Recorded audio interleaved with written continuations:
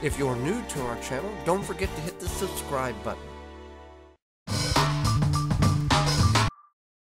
Welcome to the Wisconsin Vegetable Gardener. I'm Joy Baird. Well, today we are going to construct a raised bed out of an old wooden door. We saw an image of this on our garden group, Raised Bed Gardening, and thought this might be something that we could achieve with some of the items that were in our attic. So I dug around, found a big wooden door with all the hardware had been removed off of it. So I cut it down. The goal was to get two 10-inch high boards, and then the door is 6.5 foot tall. So the bed over here is 4 foot wide by 8 foot long. So this door bed is going to be 6.5 foot long by 52 inches wide. Why 52 and not 4 foot? Well, that was the additional lumber that I found in the corner of the attic. It was 52 inches tall. We're not going to cut it down. We can just reach over that extra 2 inches on each side. That's 4 foot is what is recommended for the width of a bed, so you can physically reach and not get in and compact it. 4 inches more is not going to be detrimental to the compaction of the soil. So use what you got and limit the amount of cutting. Now, when we cut the door, the first cut did fine. So this was, it's not the straightest in the world, but it's what it is. This held together. Now this is an old door with these panels in it. So this one cut fine, everything was good.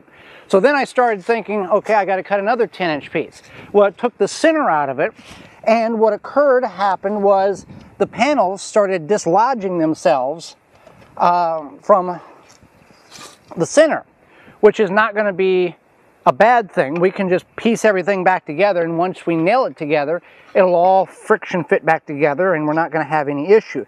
So if you're doing this and you find a door at a thrift store or a flea market or something like that, you want to take your 10-inch pieces or whatever width you're going to cut it out. You could just cut it straight down the center and have two 14-inch pieces. This door is 28 or 32 inches wide, something like that.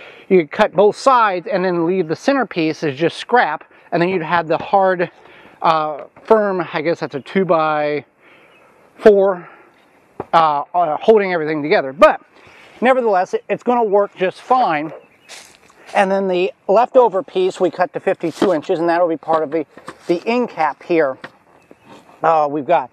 So you want to be concerned about a couple of things here. One, if the door was painted. The older doors probably have some semblance of lead paint in them. So that's why we're going to have the white portion on the outside, because we don't know what type of paint that is. The inside is varnished or stained of some sort.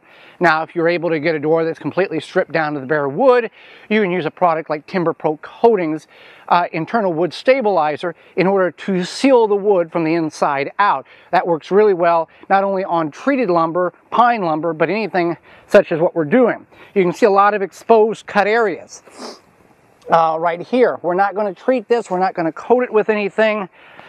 We may, I don't know, we may take a little paint and just knock it throw a little paint on there just to kind of repel some of the water, so we can get 2, maybe 3 years out of this bed. So now the fun part comes in attaching everything together. These boards here, 3 of them will most likely make the end cap, and I have pre-drilled the holes and pre-loaded the nails. These are just 3.5 inch smooth shanked nails that we use for our raised bed construction. So we're using what we have.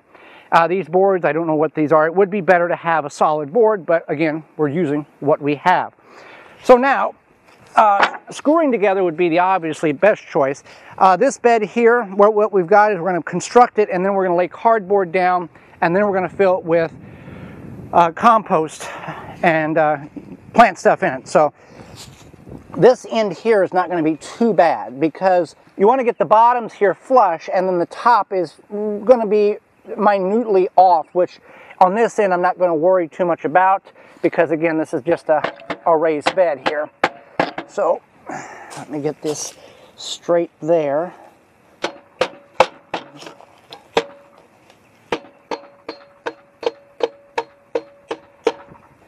And with a situation that we're dealing with here, That's probably all the fastener I'm going to put in is 1. And if it does get to the point where I see it's prying apart, I can take and put a wooden stake right here, and allow it to pinch both sides, and it'll keep it together. Again, this type of manufactured raised customary bed here is simply just a throw it together. It's not intended to last 8, 10, 15 years like treated wood may give you. This is simply a throw it together, put some soil in it, get something to grow in it, and then if it does need to be taken apart, revamped, we can bring more lumber in and actually, seal it up nice with 2x10s or something like that. So just showing that you can use a lot of different materials in order to make a raised bed. So with that, all right, let's try to get this here put together. Now with this side here, because all these pieces are apart, it'll make it slightly easier. And I want to get these put together, going to get that put together, and then we'll talk about putting the cardboard in the bottom and getting this thing filled up. Okay, so I've got this put together. The problem that I'm having is because these pieces, as you can see down the line here, are all over the place because of that friction fit, and there's no real easy way to go ahead and fasten them together. That's why I made the mistake, so you don't have to cut the 2 sides off and then take the center out and use that as firewood rather than do like we did. But either way, it does work and looks fine. So because this is coming apart, I'm going to take and pound this board on this side to keep the boards, because it popped out there. So we're just going to fix that.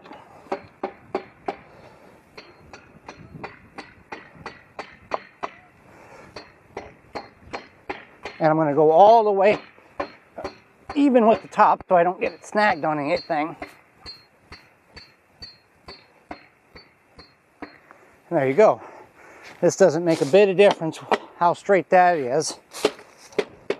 Okay, so now this bed is clearly, if you look at it from ground level, it's sitting like this, which doesn't make a bit of difference to us. We found that whether you have the bed level or twisted or whichever way, things are still going to grow. So now I'm going to take some cardboard, whatever amount I have, I don't have much here, and I'm just going to layer it in the base. Boxes are folded in half, and that's just what we're going to have. The reason for the cardboard is to smother out weeds. It will stress the weeds out to the point where they don't try to penetrate through. This will break down within 1 growing season. You notice I left all the tape on, everything there, because I can spend a lot of time taking the tape off. In the long run, it's not going to hurt the soil structure. Worms are still going to come up and feed on the compost that we put in here. And at some point, if you dig deep enough, you're going to get a hold of the tape in a year or 2 years, and you can just pick it up, throw it away. So we're going to try to see if I can come up with any more cardboard. We're going to fill this out. If we need to, we'll break everything open in half to try to prevent as many weeds from coming up. And you will have weeds in your raised beds. That's just part of the nature, unless you're physically growing on a hard surface like a pavement or concrete or something like that. So we'll get that done, and then we'll start filling it up with compost. Okay, so I got the compost now. We got the cardboard laid down, stretched it out, made it all 1 layer there. Now this is a good time to get ready your shredded paper. If you've got a lot of shredded paper, whether bills or envelopes or magazines, glossy or not, we just throw it in the bottom here, good little layer, and it will all break down. Now we won't use this whole bag, a couple more handfuls here. Just put a nice little layer down, and that'll make this disappear. Okay, so now we just fill it up. And I'll just keep getting wheelbarrow after wheelbarrow. Okay, so it took a handful of wheelbarrows to fill it up. Now the thing that you need to be aware of, whether you're growing in a container or raised bed, is there a certain amount of settling it's going to do naturally. We filled those beds up a month ago, and it's settled over an inch now to 2 inches in some areas. So that's going to be part of the process. It's not magically going to disappear, but it's just the settling process. So if you think you're concerned that you need to have it level, then you want to get more compost bulk delivery, or if you're doing on a very small scale bagged, the bulk is much more cost effective. Also, you don't want to have this thing heaping full, because you do want some edge on the bed for when it rains, when you hook your irrigation system up, when you water, that the water's not cascading off the edge and not absorbing into the soil. You want kind of a little basin where the water will absorb and soak through the soil so everything gets hydrated. So making a raised bed out of an old wooden door is pretty easy to do, because we made the mistakes so you don't have to, so you can do it right the first time. Thanks for watching. I'm Joy Barrett. Join us again next time for more organic gardening, planting, and raised bed construction tips.